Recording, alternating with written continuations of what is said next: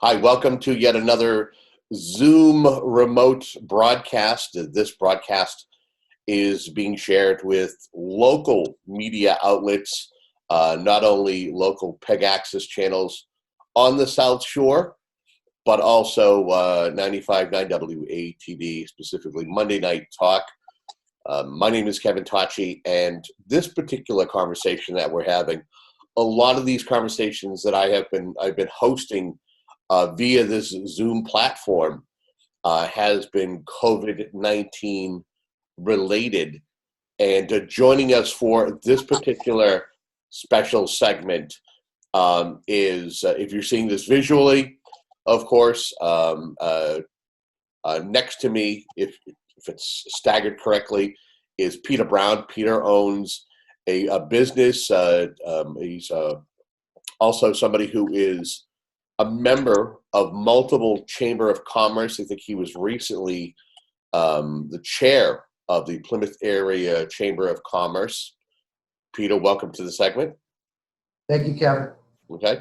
Also joining us are two other businessmen.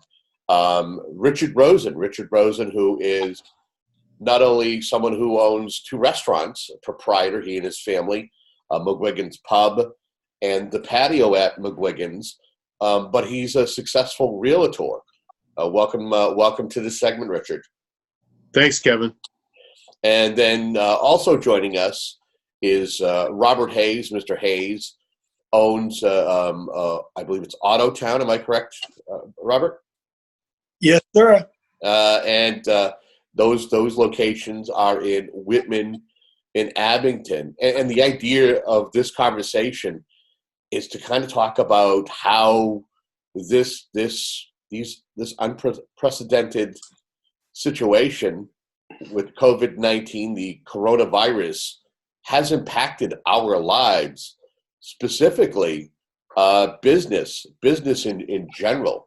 I'll start with Richard Rosen, who has multiple businesses. Richard, you're somebody who, again, up until the beginning of March, your businesses it was business as usual until we found out that we needed to start doing things differently. There was an order put in place as to closing restaurants and having social distancing. You're somebody who also, is well versed as to other businesses in many of the surrounding communities. How has this impacted folks who, open up and offer services to the public? Well, Kevin, it's pretty bad. Being the owner of a couple of restaurants, we employ 70 people. And the night that the governor made the announcement, I literally had waitresses crying. This is going to have a real bad impact on a lot of people for a while. Let's talk about the restaurant business for a minute. You have these restaurants that most of these restaurateurs don't own their own business. They're tenants. So now they're faced with the first of the month and they have to pay their rent. Well, they've been closed since, the 16th of March. But think about those same people that ordered all this food and liquor for what was the busiest day of the year for me and a number of other restaurants, being St. Patrick's Day. So now they have these walk-ins full of food that they can't pay for. They have all this liquor that they've ordered that they can't pay for, and they have their rent that they can't pay for. So, it has a profound effect all the way down the line because it isn't just restaurants. Think about a hairdressing salon or a travel agency or all these other businesses. And, people always think, and Bob and I have had this conversation many times, that people think that because you own your own business, that, you make $1 million a day and you're the wealthiest person in the world. When the fact of the matter is, and it's really showing now, is that most businesses are sustainable from month to month. Most businesses don't make what everybody in the world thinks that they make. And not only is it the businesses that are going to start to fail, but the poor employees who, a lot of them live paycheck to paycheck. I have a cook in one of my restaurants that lives in a rooming house. I know he doesn't have the money to pay his rent next week. I mean, so it's a profound effect on everybody and everything. The only difference that I see, and I'm also a landlord, so some of my tenants certainly aren't going to be able to pay their rent. Literally 20 minutes ago, I get a phone call from one of my tenants that happens to own a nail salon who asked me about foregoing rent. So, I mean, this is going to go on and on and on, and there's a lot of people that are going to go out of business. But the light at the end of the tunnel, in my opinion, is not the train coming at you. But I've been around for a while, and I've been through 3 real estate downturns, and we've all gone through a recession. And in those particular times, the economy was bad, and it took a long time for those to get better. I mean, literally years. What we have now is an economy that was stopped in its tracks on purpose, and the economy was screaming a month ago. The economy was doing great. Everybody was doing great. I firmly believe, being an optimist, that when this ends, and hopefully soon, that the economy will take off again, and maybe even a little bit better than it was, because life as we knew it 4 weeks ago will never be the same again. So I'll go to Peter. Peter, again, you owning a business in Pembroke, and it's service related as well. But you interact with other folks who have businesses. As someone who is a member of multiple Chamber of Commerces, what are you hearing from? What are you experiencing as a business owner? What are you hearing from other business owners? Is it very similar to what Richard has said? So it's exactly what Richard had said, and seeing it. So I was the chair for the Plymouth Chamber. I'm also vice chair for the Pembroke Chamber this year, and the restaurants and the service industries are getting killed right now. We're trying to keep up with the takeout, the delivery services, employ people to buy gift cards to support their local service industries, like the hairdressers, nail salons. But the shutdown that they've had, this screeching halt that's gone on, people didn't have money put aside. A lot of businesses didn't have money put aside for this kind of action. So there's going to be a lot of businesses that aren't going to open when this settles out, if it does settle out anytime soon. As far as my business goes, just like everybody else, we're essential services, so we do a lot of transportation companies. But on my business end, I had to let some people go. We're scaled back our hours and our area of coverage, and we used to have 2 guys in every truck. Now we can't do that anymore because of social distancing. A lot of the fleet services are having the same issues, so they're instead of sending 1 truck, they have to send 2 trucks to the same location to do a job. The stimulus package that we just got, and the SBA loans that are out there, it's enough to keep us to go. If this continues through the summer, to keep us going, but there's a long-term effect that's going to happen, specifically for restaurants and service industries, that we should start thinking about addressing now, so that they can reopen in some sort of time or fashion. And like with the real estate, you have businesses that are renting from, like Richard's real estate companies and stuff, that they can't get the rents. Going to have to be some loans and some givebacks for that, so that these people can be back on their feet. Bob Hayes, I would ask you the same question in regards to your business, where you offer, if folks want to, if they have their own businesses, or if they're in construction or they're in the trades, you have a variety type of vehicles. How has it affected your business and folks who might have been thinking about purchasing a new vehicle, or someone or a company looking to add to their fleet? How has that affected you and anybody in your industry? Well, I think, Kevin, what's happening to all the other industries is also happening in the automotive industry.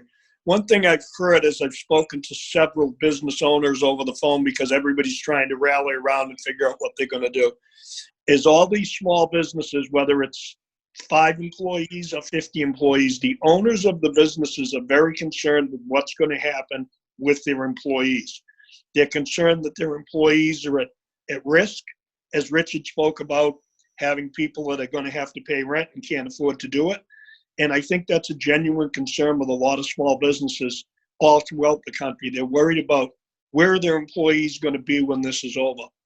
And this is definitely having an effect across the board. I deal with all commercial vehicles. So what happens is we're dealing with tradespeople. People that come in their onesies and twosies and threesies, and they're not coming in and they're not spending for the simple reason of they don't know when they're going to be back to work. I mean, you got Marty, the mayor of Boston, stopped all construction in Boston.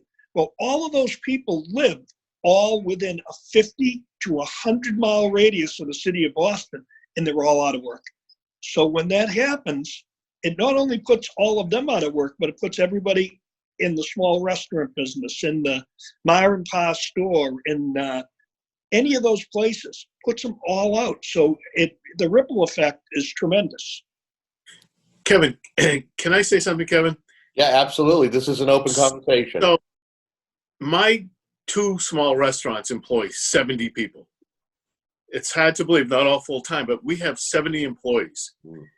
So we closed the patio, which did not have a big base for a takeout business. But McGuigan's Pub is open for takeout. Now the first week, because I want to keep as many employees working as I can. So the first week we were open from 11:30 to 8. Well, we didn't do much of a lunch business anyway because that business really goes to the sub shops and stuff. But this past week, we changed the hours from 4 to 8. And our business has been terrific. So we're keeping around a dozen people working. And I'm going to tell you something, it's all takeout, but we're keeping around a dozen people working. That the customers have been extremely generous in the tips that they're giving to the restaurant employees. Very encouraging. We had a local bank come in and buy $500 worth of gift cards, which was really, really nice. And it helps everybody because as long as we can meet the payroll, I'll stay open. I'll stay open and we'll keep going. However, that's changing on a daily basis because some restaurants that were open for takeout didn't have a big base for takeout, and all of a sudden people aren't just going to go there. They're closing. So it's very fluid. Now, on my real estate side, as Bob was referring to, Marty Walsh shut down the city of Boston. Well, thank goodness they didn't shut out down here because literally thousands more employees would be out of work if they shut down the construction business out here. We're allowed to keep going. The ripple effect, again, in the economy is just amazing. And a lot of good comes out of this with people that a lot of good will come out of this at the end of the day, hopefully.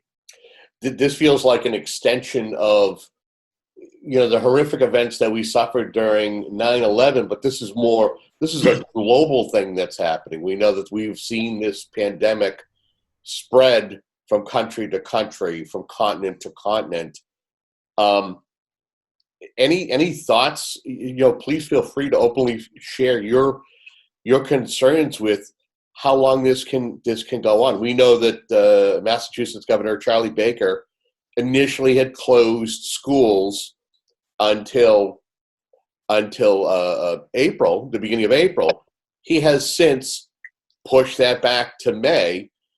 There's even reports out there that there could be different scenarios as to when we could be past this and we can return to this thing that we once knew as normal. And I don't think we'll never see the normal we were experiencing prior to this pandemic.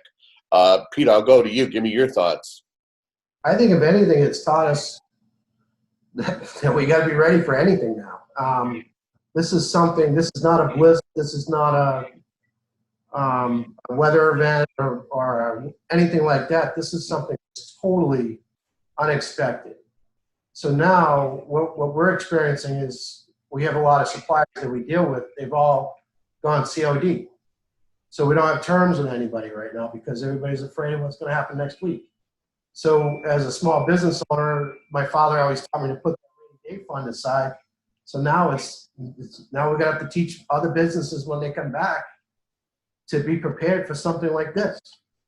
The other thing that I'm seeing as far as the chamber and the local businesses is a lot of camaraderie. We're all trading information. We're all reaching out to each other to try to get everybody back up to speed from what we can, what we can share as far as loans or unemployment insurance or anything. And I see a lot of that, like what Richard said. We're seeing business people and stepping up and supporting their local service industries and trying to keep them afloat.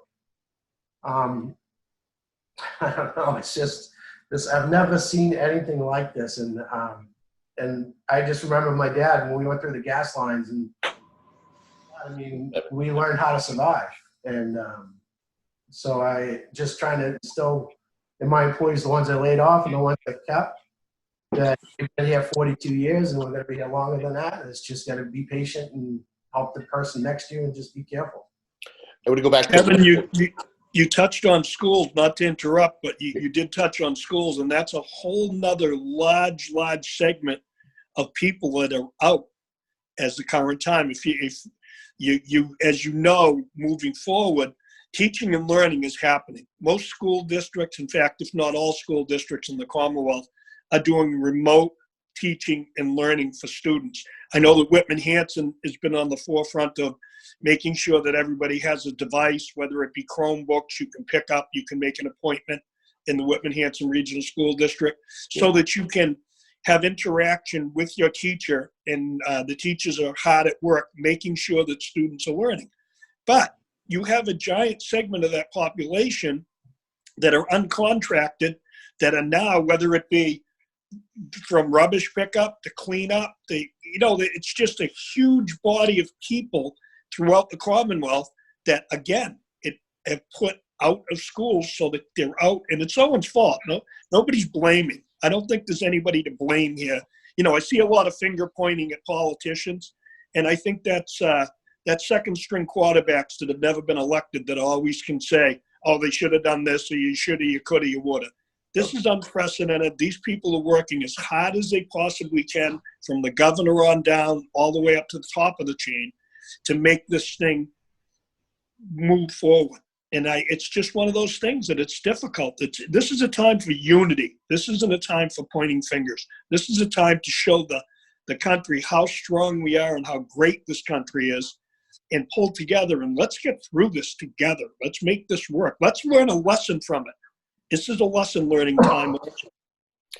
Again, if you are just tuning in, this is a special Zoom, remote Zoom broadcast that is being widely distributed on multiple media platforms, not only local cable here in and around the South Shore and across the Commonwealth, because that's where it's being shared right now, is across the Commonwealth. But it's the focus, the folks who are, that you can see or you can hear, are South Shore businessmen and gentlemen who understand, have the finger on the pulse of what's going on in multiple industries. And so that's why they're here. And Peter Brown, Tiny and Sons Glass, and also a member of multiple chambers of commerce, Richard Rosen, who owns multiple businesses, 2 restaurants, a McGuigan's Pub and the Patio, as well as Rosen Realty, and Bob Hayes, who is owner of Autotown, with locations in multiple communities, Whitman and Abington.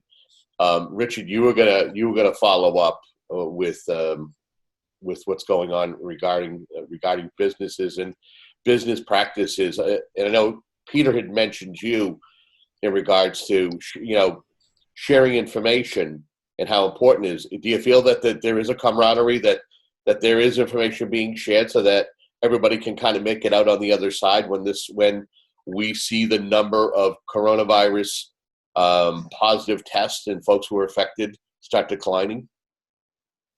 Absolutely. For instance, we are able to go forward with the construction business. They issued 9-page guidelines of what you can do, can't do, what's closed, what's open. They then subsequently released other documents if you are building, what you need to do. And one of the stipulations, one of the requirements, is that you have a hand washing station. Well, even there's just a lot of confusion in everything right now. There was even confusion in how we needed to build hand washing stations. So now I'm finding, I'm getting a call from another builder. I'm calling another builder. So that's a very minor thing, but it's very important because we don't want to do it. We want to do it correctly. You have to have an area where the water can drain, and you have to have certain sinks and stuff like that. But I find, I'm calling other people calling me, and it's working, and it's nice to see. Same thing in the restaurant business. I'm on a board that is actually Monday coming out with a list of all the restaurants that are open for takeout and delivery in the Commonwealth of Massachusetts. It has to do with the Phantom Gourmet, has to do with a restaurant group, and it changes daily. So we're going to be on top of that, and the list will be distributed so people will see what's open, what's closed. But again, it's people sharing in the restaurant business things that are going on and things that are happening.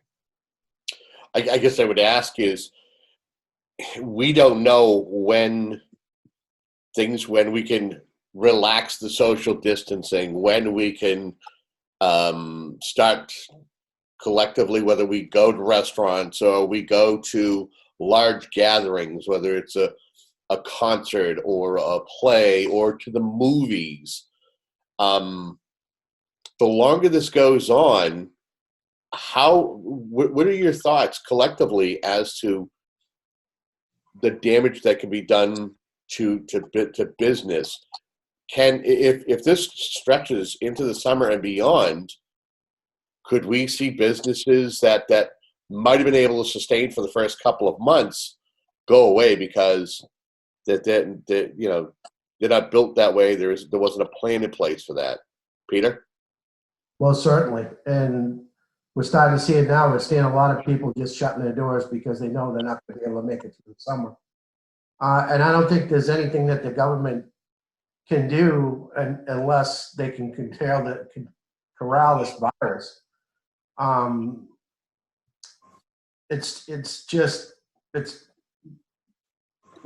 Is that everybody has been helping each other trying to survive. But the way the virus is going, it looks like it's going to be another at least 2 months before we see any kind of normalcy that's going to happen.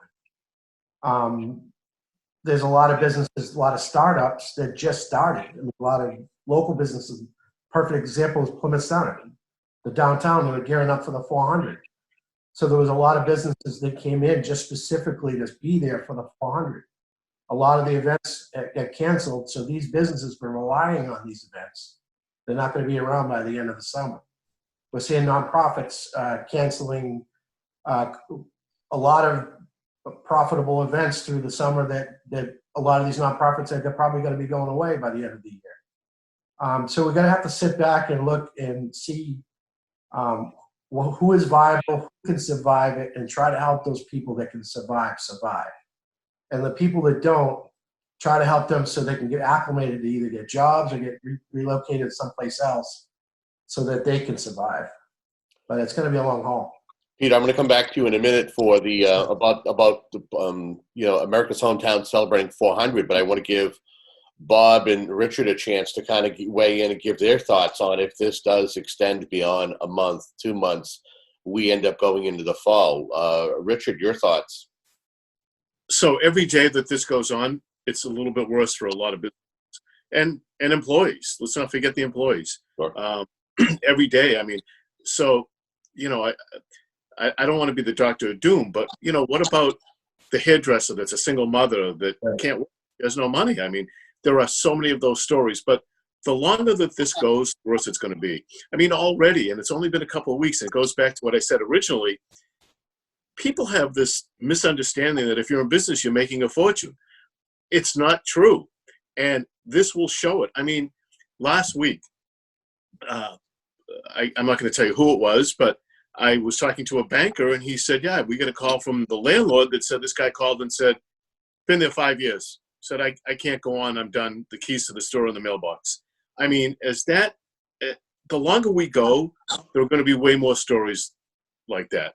And it's tough. I mean, what if you own a nail salon or a couple nail salons? I mean, it's just horrible. And the longer it goes, to go back to your question, the worse it's going to be. And every day it goes, it's going to be that much worse. Bob, I'll go to you, not only talking about tradesmen and folks who might want to purchase vehicles, but you also, you're well-versed as far as being someone who has led a school district as the chair for many years. How does this have an effect not only on your industry but also education?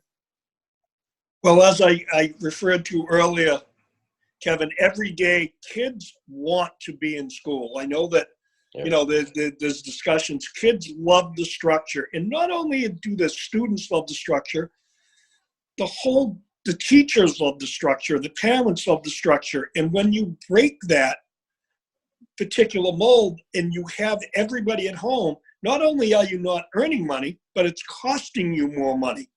It's a ripple effect all the way around when people are out of work. Economy, money is obviously what drives an economy, but it has an effect all the way around. Take a look at the class of 2020 this year.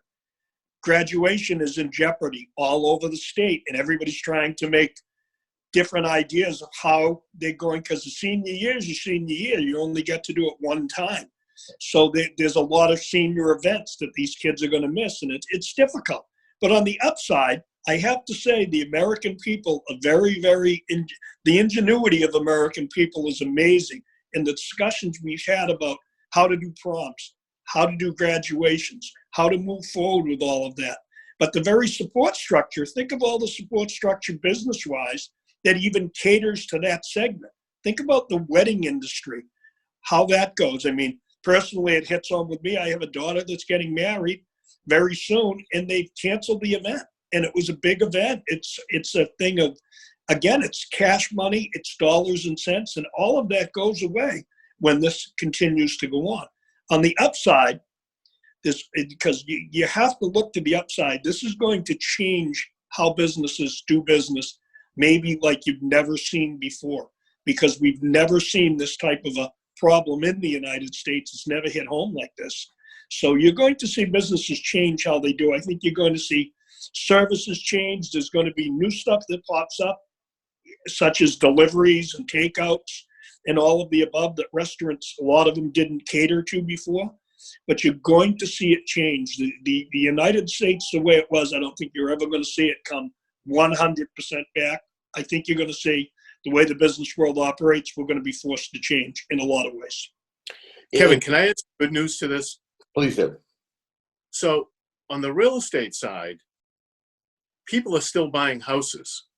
Right. If you have a job where you are employed, people are still buying houses. And the interest rates are so low that there are tons of people that are refinancing their houses. So appraisers are busy, and there's certain segments of our economy that are still doing okay, that are still busy. For how long, I don't know. But right now there is a lot of refi business going on, and there are people buying houses. So that in itself is good news in this whole thing. And there are some segments of our economy that are busy. It's worth noting that we're actually closing in on a half an hour, and I'm willing to extend this conversation a little bit longer, maybe for another 5 to 7 minutes. Okay. I want to go back to Peter. Peter had mentioned about Plymouth. We know that there's been a lot of planning put in place in regards to Plymouth celebrating its 400th anniversary. I think the town of Hanson is another community. There are other communities that are celebrating, being established. Right. How does that affect all the work that has gone into place? And we'll use Plymouth for an example, seeing that it's America's hometown, but knowing that there are communities that were planning on doing some kind of a celebration in recognition of being established as a township. I know you've been on the forefront of a lot of those conversations with folks. How is that going to affect travel and people who are supposed to come here and spend money and recognize and all that has been invested by the businesses on the southern tip of the South Shore? So everything that we've been involved in has been shut down, basically, or on hold. I'm also a trustee in the Pilgrim Hall Museum, and a lot of our events are on hold right now until the government says it's come back to normal. We can't have any kind of event that has any kind of crowds, and that's what's drawing. We're supposed to draw most of the business for these small business people for the 2020. So Like I said before, a lot of businesses started up specifically for this reason. We had a lot of hotels that opened. A lot of development was built around the 2020 and beyond. And that has all been put on hold because of what's going on. And hopefully they'll survive. But there's a lot of small players that came in, mom and pops, like Richard talks about, and Robert talked about, that came in specifically for these events. They're not going to be there for next year. And there's nothing we can do. There's nothing that we can give them to keep them afloat because it was just a one-time deal. That being said, there is plans in place to do virtual tours of the museum. We're working with virtual tours of all the events and all the landmarks and stuff. So there's going to be stuff that's going to be coming up that you could probably join in on video chat or whatever. But it's like everything else, it's on hold until we get to see what's going to happen. Anything I haven't touched upon in regards to businesses, how they're being affected, how the people who work at those businesses are also being affected? Have we not? Is there an area we haven't touched upon yet, guys? Well, I mean, from my perspective, my real estate agents, although this house is selling, don't want to come into the office. And in my restaurant, they're all laid off. I mean, so you have these people that work for the hourly wage is very low, but they work for tips. They've got no money coming in. I mean, again, it's a profound effect on a lot of these employees in everything. They're not going to have any money. And knowing that, here's the other thing, if this does extend, how does this affect manufacturing? How does this affect product supply? I mean, do you have any concerns in that area? Peter, you and I had a conversation in regards to glass that you get shipments in from other countries, right, and that's going to cease. Richard, you're somebody who has a business. What's not to say that there might be a run on poultry or meat, and you might have to trim down your said menu because there's not enough production when it comes to food. And with you, Bob, same thing. Is if what if we don't see any manufacturer right now? We see vehicles that are being GM and other automakers who are being tasked with making other things that are more important, like ventilators for hospitals. How does this affect your supply lines if this thing goes further? I'll start with you, Richard. Yeah, I mean, it's something that we worry about all the time. Are we going to be able to have product? I mean, we have for the takeout, we are offering our full menu plus specials. And the only thing that we'll do is that we'll reduce what we're offering for food if that particular case, comes to fruition. Let's hope it doesn't. You've got to hope that we're going to hit that apex pretty quick and things are going to come down.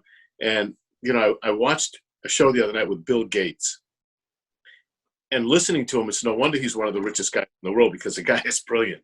Yeah. But he spends his foundation, all his money in his foundation, believe it or not, talking about diseases and pandemics and viruses. And the things he had to say were amazing. But he was saying that you 10 to 12 weeks and that you should close the entire country. I'm not really advocating that, but let's just hope that we're out of this within 10 to 12 weeks and life continues. Bob, I go to you. Go ahead. I think you're going to see, and I'm hoping you're going to see, for years and years and years, it started in the 70s when we relied heavily on industries going overseas in Japan, and then it went to China, and we don't manufacture anything anymore. And part of that issue is always been because it can be bought elsewhere cheaper. So we kind of made that as something that we relied on. Now, hopefully, manufacturing will come back to this country and add hundreds and thousands of jobs. People may pay a little bit more for a product, but it'll be a better product, and it supports the United States of America. And that's what we need to do. Again, I hate to be redundant. We need to band together, because it says right on the dollar bill united we stand, divided we fall.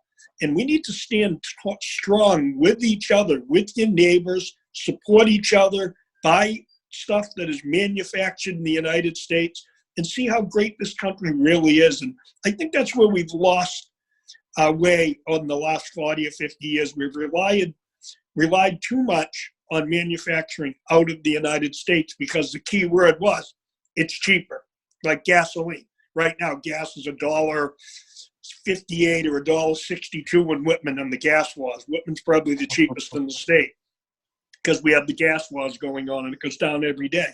So people keep looking for that 3 cents cheaper. It's the American way. Cheaper is better. Well, cheaper isn't always better because in the end, look what happened to hardware stores. Every town had a couple hardware stores.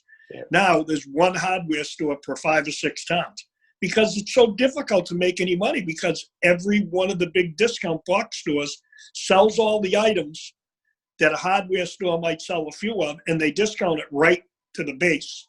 And it leaves no room. When you go in and you buy $4 worth of nuts and bolts, the hardware store doesn't make any money on that. They have to pay the guy more to explain to you where to get them.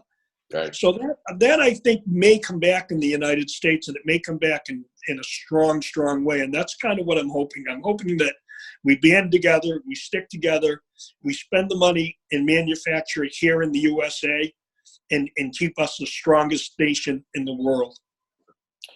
Peter, now to you, and I actually mentioned you at the beginning of my comment. Do you want to kind of weigh in on what I had mentioned in regards to being able to get, especially when it comes to like auto glass or something?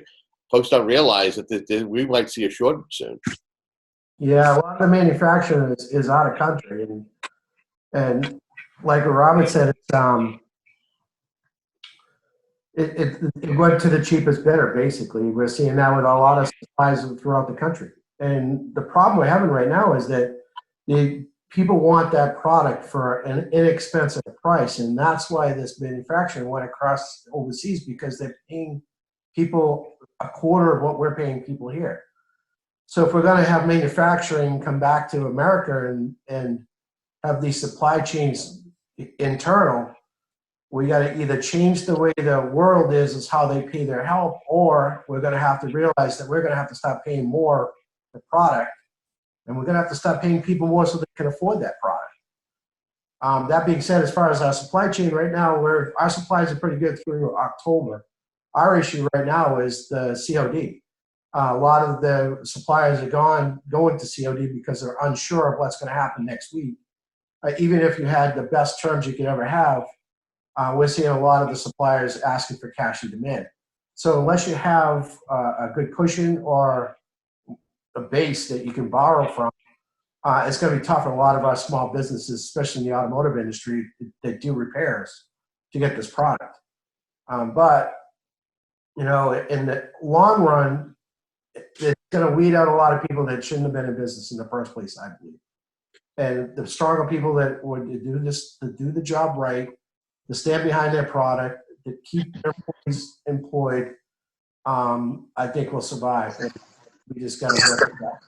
Okay, so let's get ready to wrap up this remote segment, and I'll give you each an opportunity to say something in closing. Anything you want to kind of leave with the folks who are tuning this in, and we'll start with Pete. I'll start with you. Anything you want to say in closing?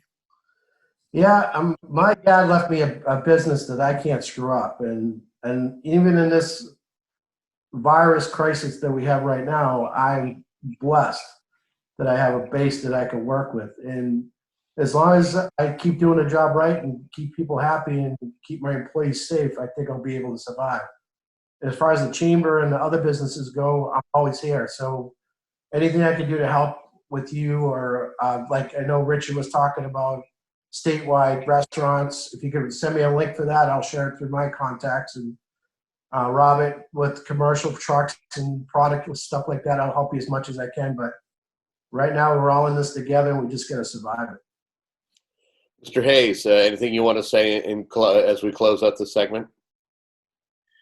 Well, as I said earlier, Kevin, shop local, support your local people. for years and years and years. Every sports group, every single town has all of these people that we're asking to us to support them. Please support all your local businesses. They're all struggling, and they're your neighbors. They work locally. They are your neighbors. Help them, support them. We're going to get through this together, as I said earlier, and hopefully sooner than better, because the longer it goes on, the more difficult it's going to be to come back. So stay strong and support your local businesses. Richard? Yeah, I just want to say that you need to stay positive. It's hard to say, but stay positive, stay safe, and as I say, this too shall pass. I want to thank Peter Brown, Richard Rosen, and Robert Hayes for being a part of this segment. I want to thank you for checking out this special Zoom remote broadcast, and stay tuned for more as we're able to find folks to discuss this ongoing crisis in regards to the COVID-19 coronavirus pandemic. Thank you.